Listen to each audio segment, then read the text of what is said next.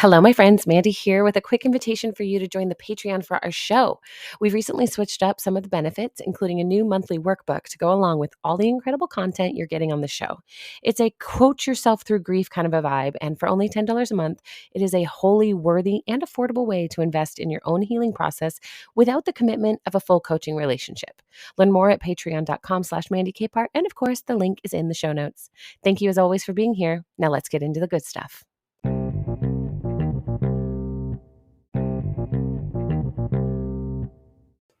Welcome back to Restorative Grief with Mandy Capehart. You are listening to episode 95, titled Be With It All with Glenda Hoon-Russell.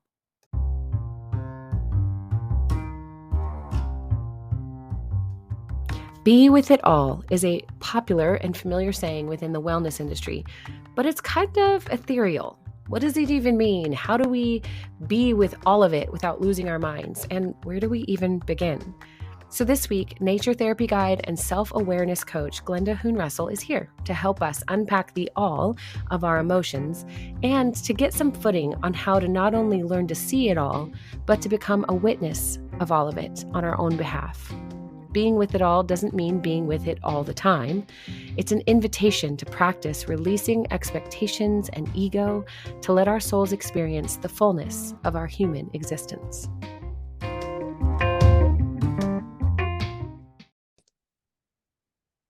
Hey, everybody, welcome back. It's Mandy, and I am here today with a dear friend, Glenda Hoon-Russell. Hello, Glenda. Hi, Mandy. Thank you so much for having me. I'm so happy to be here with you. Absolutely. We were just saying off air how funny and good timing this was because the original plan for this episode was not to interview you. I had a long list of people, but none of them felt quite right. I didn't have a piece about it. And you came along in my mind, and it was perfect, the perfect moment. And I love it because this morning my husband handed me a cup of coffee in this mug that actually says peace on it. It says, it does not mean to be in a place where there is no noise, trouble, or hard work. It means to be in the midst of those things and be calm in your heart. And I thought, that is exactly how I feel, to be honest, whenever I get to talk to you. So I'm so excited that we're here and we have a great griefy conversation to have today. Awesome. I'm looking forward to it. Yeah, well, I'm just going to start you off by introducing you. You know, you are this nature therapy guide and self-awareness coach, and you have this brilliant perspective on how we can approach ourselves, our mental health, and our experience of rest. And I'm just going to read this little quote and then let you talk about yourself and what you do, because on your website, you have this thing that says there are two types of tired, one that requires sleep and the other requires peace. I love that so much. Will you share a little more about that and just what you do? Oh my gosh, it's funny. I haven't heard that quote in a while. You know how you do your website and then it Yep. takes 6 months to like look at it again. Yep. But yes, I absolutely believe that there are two types of tired. And one of the reasons is, that I think as a culture, we're taught that being tired is physically sleepy, right? And what we don't talk about enough is internally being exhausted. Through all of the different journeys that I've been through of a lot of escapism with alcohol and food and avoidance and just escapism by ignoring different aspects of my life and trying to improve my life, I think that it eventually came down to that we can take as many bubble baths as we want, which there's nothing wrong with those, or we can go and get our nails done, or we can go and do these like surface level things that you hear from our consumeristic society to basically cover the physical tiredness. But what we're not talking about enough is finding that peace within ourselves, which is what actually gives us some reprieve and restoration to flow through our days. So that's what my work focuses on, is finding that inner peace, because it's not a destination. I actually don't even like to say we find inner peace, because it's never found. It's a temporary thing. that it's a journey. It's the road that we walk. And so that's what I love to talk about. So I do it through my nature therapy and my self-awareness coaching. Yeah. I love that perspective because it makes me think about how people conflate emotions and feelings as well. Like, for example, you can be tired emotionally and you can be tired physically, and they do not necessarily need the other to exist. And that's one of the first examples I use when people say, well, I don't know the difference between a feeling or an emotion. I say that I feel sad. I don't know the difference, but how is that not an emotion? I just love the tired example because it's so clear.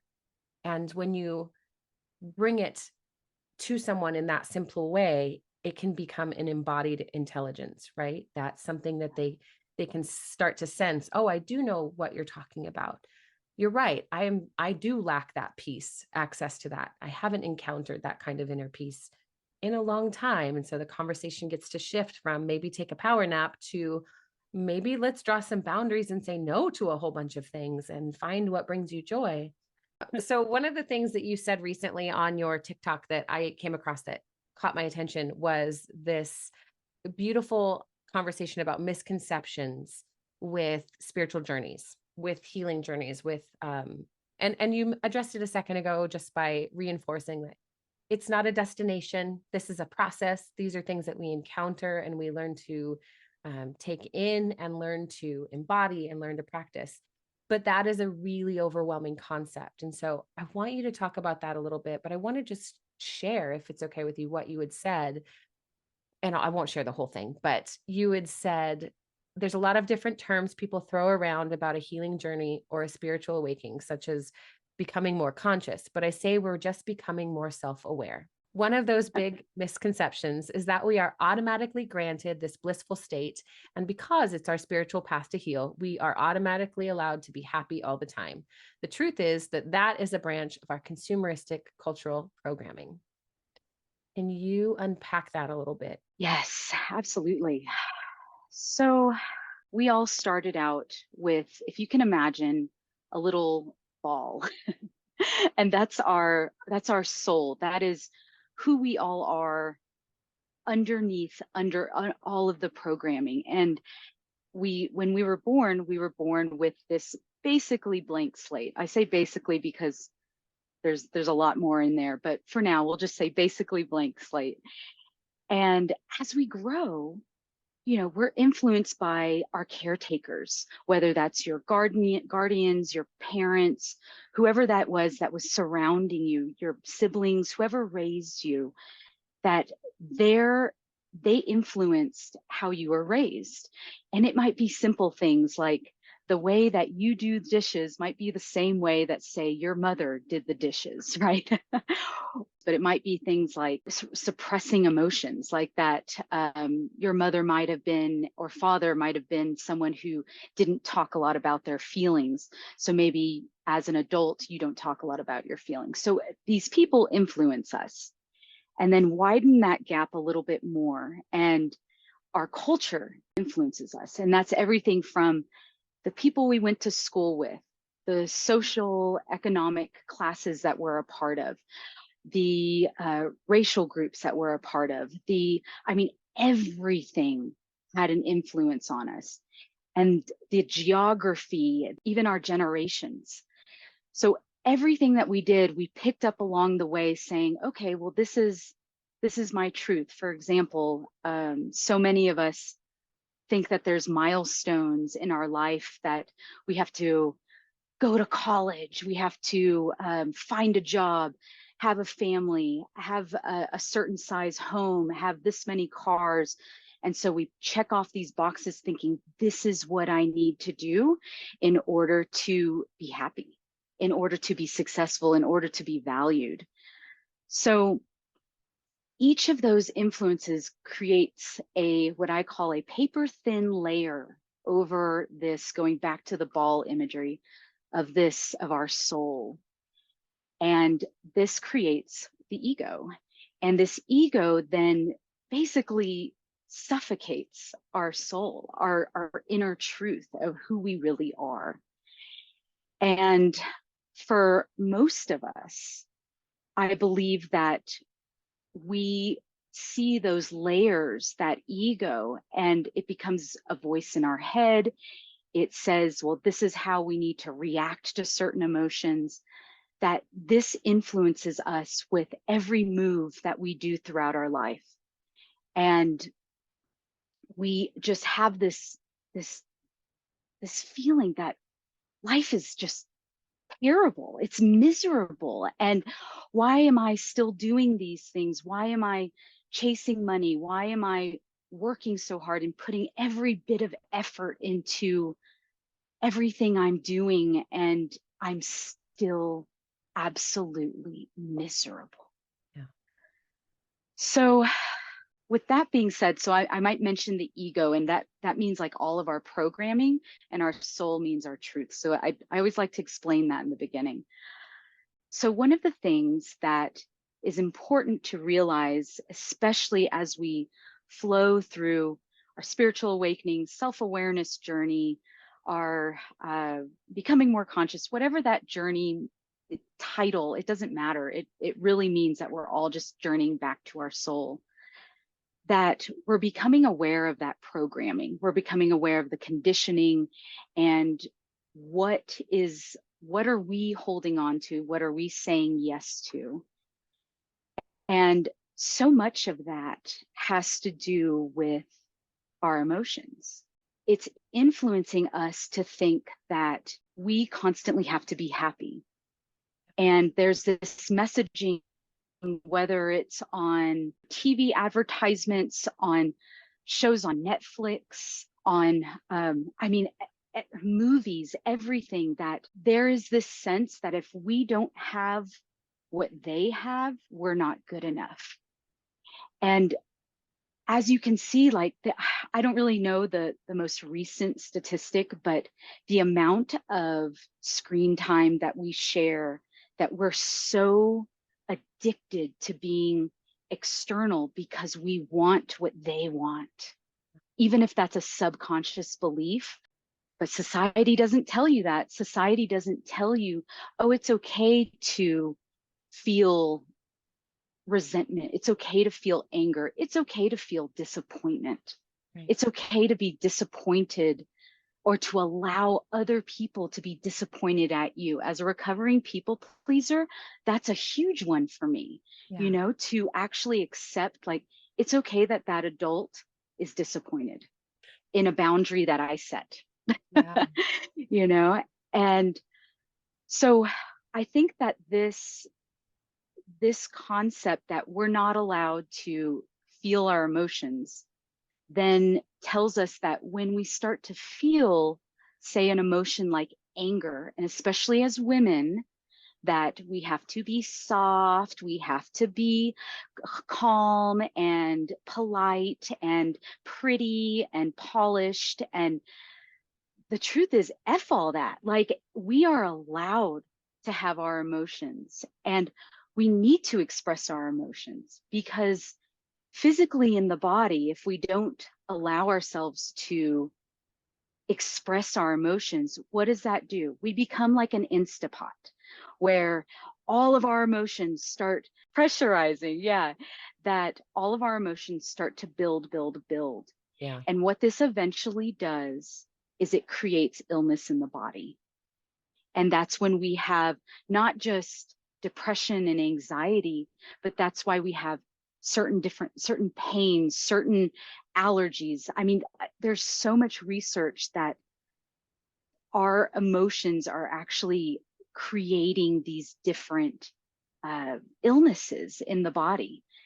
And but when we learn to be with it all, and again, and like you and I, or like you were saying in the beginning of our conversation, that being with it all can be really heavy for a lot of people to hear at first. But it's not that you have to be with it all in the beginning. It's more of just learning to be the witness and stepping back and learning to observe these emotions. We learn to to be with it all. And I always say that with a little asterisk, because that could be a lot for someone to hear, depending on where their nervous system is, what trauma they are going through, have been through, or are just reacting to. And when I say that we learn to be with it all, it again is going back to being the witness. And when we can become the witness, if you can imagine with me, whenever you're sitting, uh, gosh, I haven't been to a movie theater in a long time, but remember in the old days when we would go to movie theaters, that we would be sitting in an audience, a stadium or whatever, and there would be a screen. And one of the most powerful tools that I've learned in this healing journey is to learn how to be the person sitting in the seat watching the movie screen. Mm. And that movie screen might be anything from an emotion that you're going through. It might be a phase in life that you're going through. It might be um, a period of doubt and turmoil, or even a period of complete joy and bliss. But when we learn to be the witness of it all, what we're doing is we're basically creating this space between what is happening, and that might be the emotion, and again, the witness, the person who is observing. Mhm. And this again takes some time, and we'll talk about a couple different tools that you can start to practice this here in a bit. But what this does is it creates space from whatever is happening in life, and that might be, say, an emotion, but it it creates space for you to back away and, one, have a like a wide lens view of what's going on. Because gosh, how many times have we been so angry at whatever and someone at work, and we think that this is the end of the world, when we can be so dramatic sometimes. And I want to be clear that what we're doing is, when we are the witness, we're not feeling our emotion. Right. What we're doing is we're acknowledging, I am angry. I am angry at this person for hurting me. Let's just say, for an example. Mm. And but where we begin to start using energy that doesn't need to be used is when we start to create narratives and storylines, like, well, I hate this person, she's been rude to me for so many years, and why doesn't anyone like me? I don't have any friends. Like, we go down these, I call them thought spirals, that they lead us into these narratives where we brood. So the more skillful approach to, say, brooding or letting the narratives go into this tornado or this spiral is learning to become aware of the emotion that you're feeling in this moment. And that, because so many times, like, let's say we're angry at this woman, we might repress that emotion. We might be like, well, I I don't want to admit that I'm angry. Right. She just sucks. Well, they'd be Like, disappointed in us if we we admit that we're skirt. angry. Yeah, yeah. We skirt around it. Yeah. And so, with what my approach is that I say, my approach, the approach that I have learned through amazing teachers, is to be with it, to be with that emotion of anger. Mm. And you can be with that emotion of anger without throwing a tantrum, without hurting anyone. Like, you can be angry and feel it in this moment.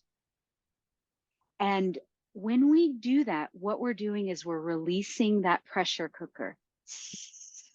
We're releasing that the energy of the emotion outside of ourselves. And so that doesn't stay in the body, that doesn't brood. We're able to the cliche word of letting it go. And it's a process, because you might be angry, but it might take several different types of techniques to release that. Mhm. I know that I use a variety of different techniques. I have what's called a fuck you journal. I don't know if you cuss on this, but You're good. so basically, this journal, I write down everything, especially when I'm angry or resentful. I write down every little thing that wants to come out about a certain person or situation or event that I would never say out loud. I would never say it to this person, but it just needs to come out. And so I write it freely, even if it's the meanest things, like I just let it all come out Without judgment. and without Without judgment. condemning Yeah. yourself, without saying, Yeah. "Mama raised me better," or "I could never, how could something so ugly come out of me?"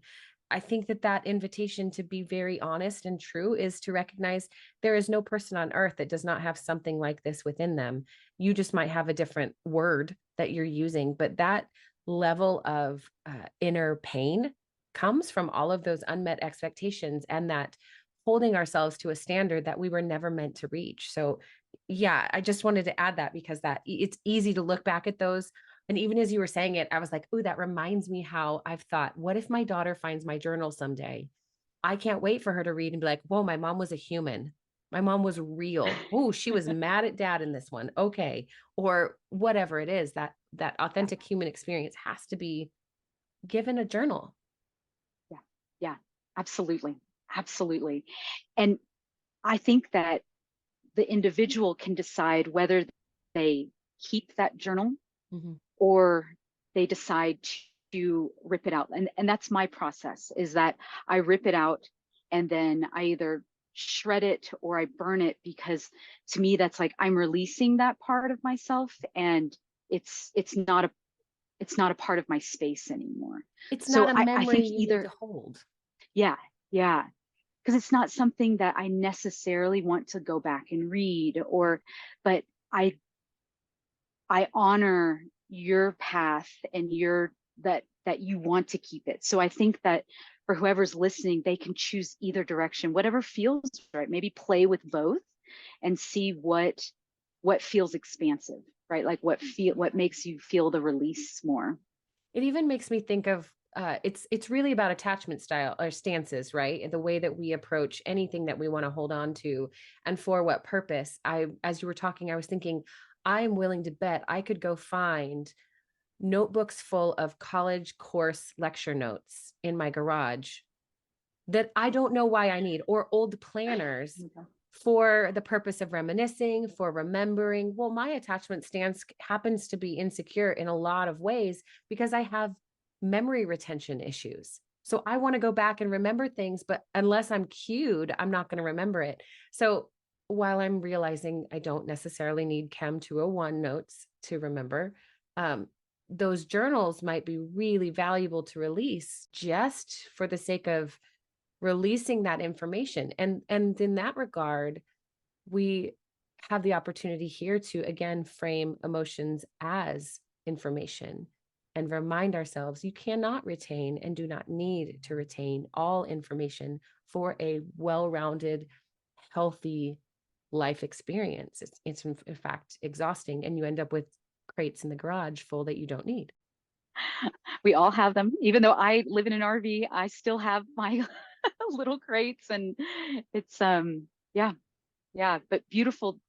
I I I agree with you wholeheartedly on understanding your attachments and attachment styles.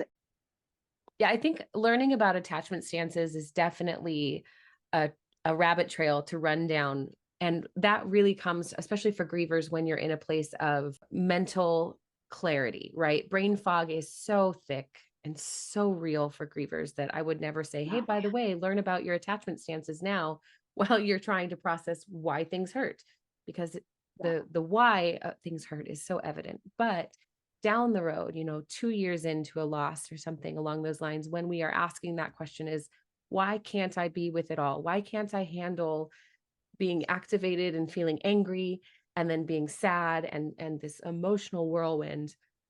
Attachment stances allow us to give ourselves permission, like you said, to become the observer and to take a step back, but also to recognize our propensity for those same stances, why we consistently get too close to the screen and wonder how come our vision is so focused on one thing.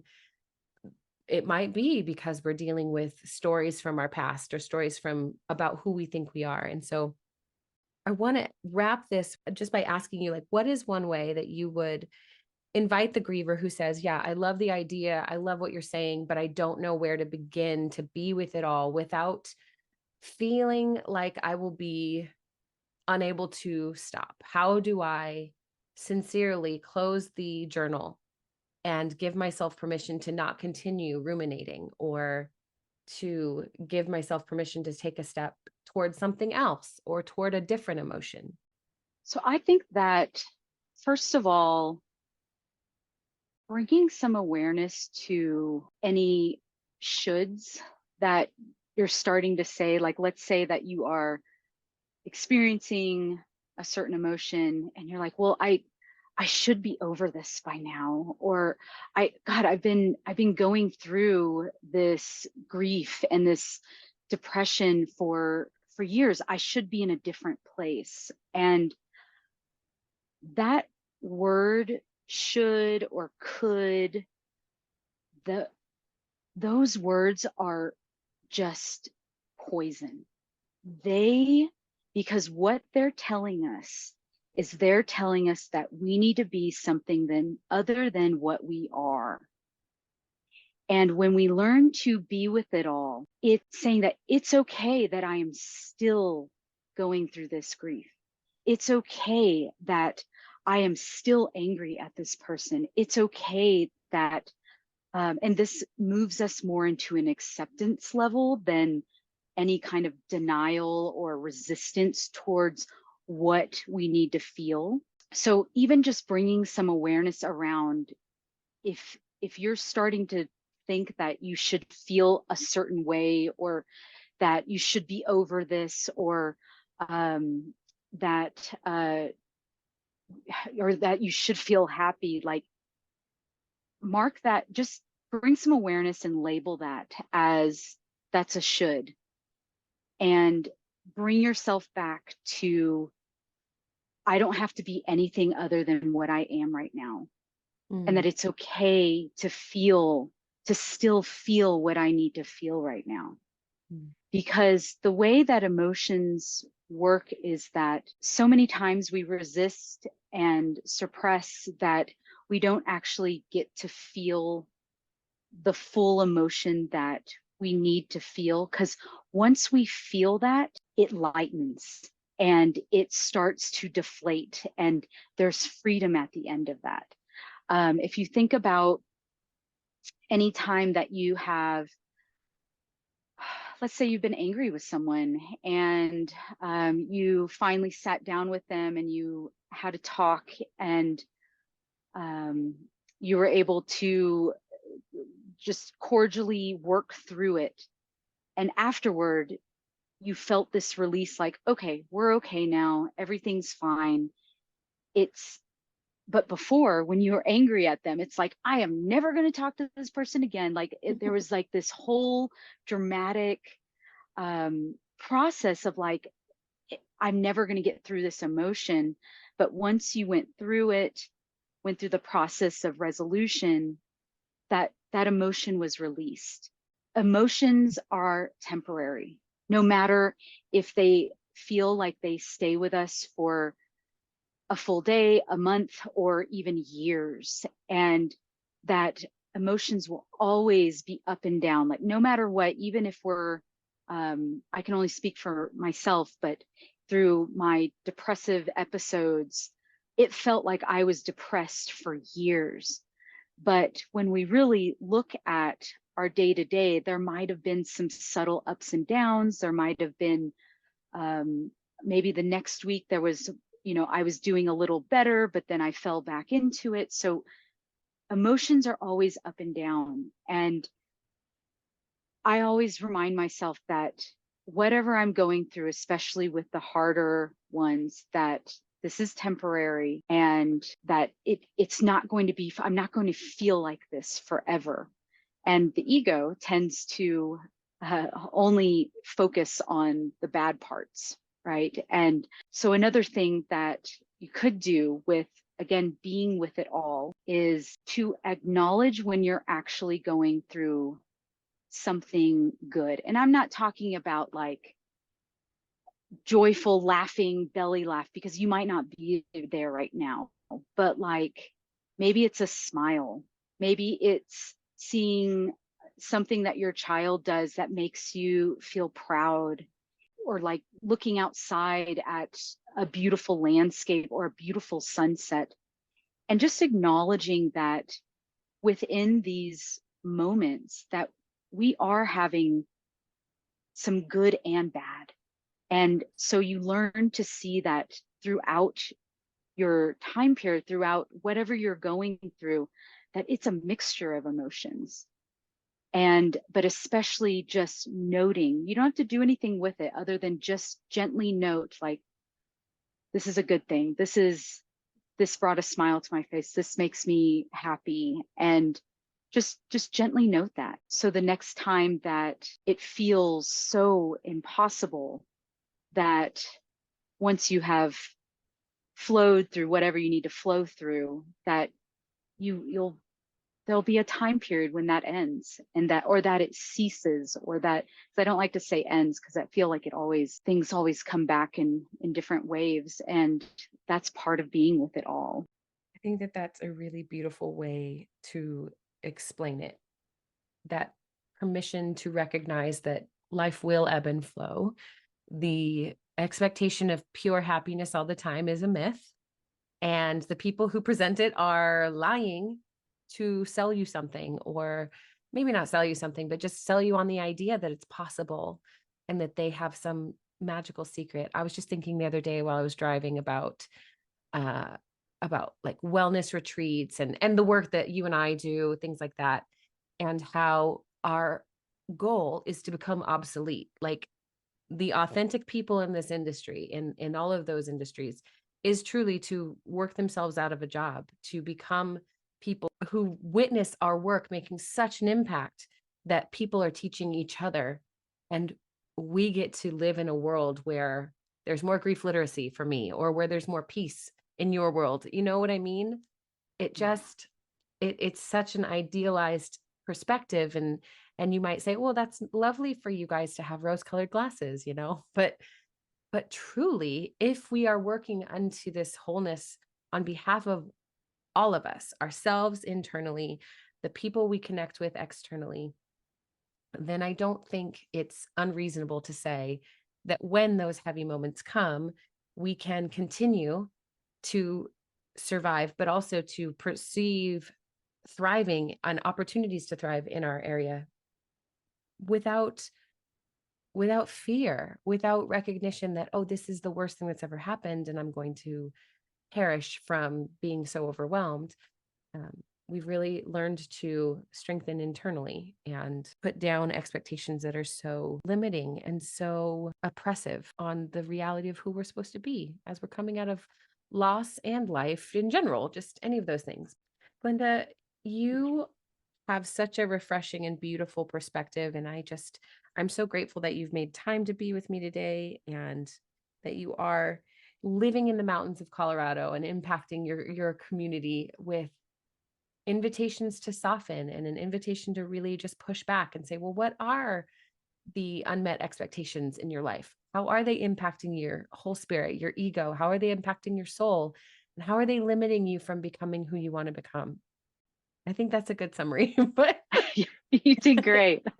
but yeah, it's refreshing to know that and to be able to share with people that, it's normal and natural and expected to experience grief when you realize that there are expectations in your life that haven't been met, and that there's an entirely new way of living on the other side of letting those expectations go. That other end is peace and freedom. That doesn't mean that, your kids are still going to spill milk all over your computer, and the car is going to get a flat tire, and the person at work is going to be grumpy. But it just means that we learn how to become less reactive. We learn how to respond to life rather than react to it. And when we respond, we take our power back. And that leads to peace and freedom. I love it. I love it. Okay. Yay, thank you.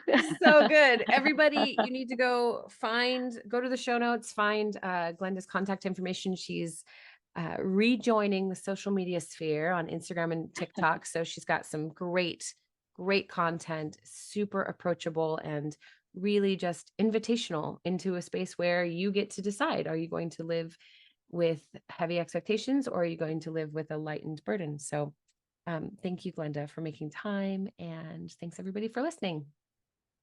Thank you, Mandy. Appreciate you so much. Thank you to everyone.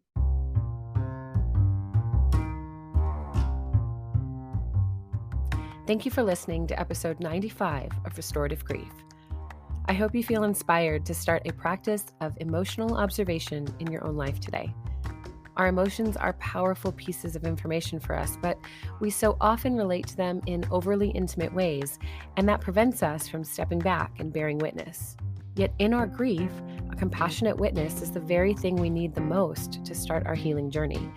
And here's the thing, I know it would be really easy to write off this conversation as something for emotional people to do. But the reality is that you are an emotional person too, because you have emotions, both comfortable and uncomfortable. Maybe you're not as outwardly expressive, but you are still responsible for your own emotional labor, which includes learning to wield your emotions well and learn from their presence. Because I guarantee others around you are learning from your emotions. Why not ensure that they're learning something you want them to understand about you? If this is your first time listening to Restorative Grief, thank you for making space in your life to tackle this important conversation. Emotional wellness development always reminds me of The Real World from MTV. They used to say, "What happens when we stop being polite and start being real?" I was obsessed, truly. If only The Real World had built-in emotional intelligence courses and coaches for participants to join. But I digress. Sorry. Check out the show notes if you want more information about Glenda's work in nature therapy, self-awareness, or if you just want to connect with her on the socials because she's great. You can learn more about the Restorative Grief platform, one-on-one coaching opportunities with me, and more at mandykpart.com or by checking out the show notes as well. And please remember to subscribe to the show and leave a 5-star review so that others who need grief support can find us too. And as always, one last thing. Please remember, the only solution for grief is to do the work of grieving. Thank you for listening. I'll see you next week.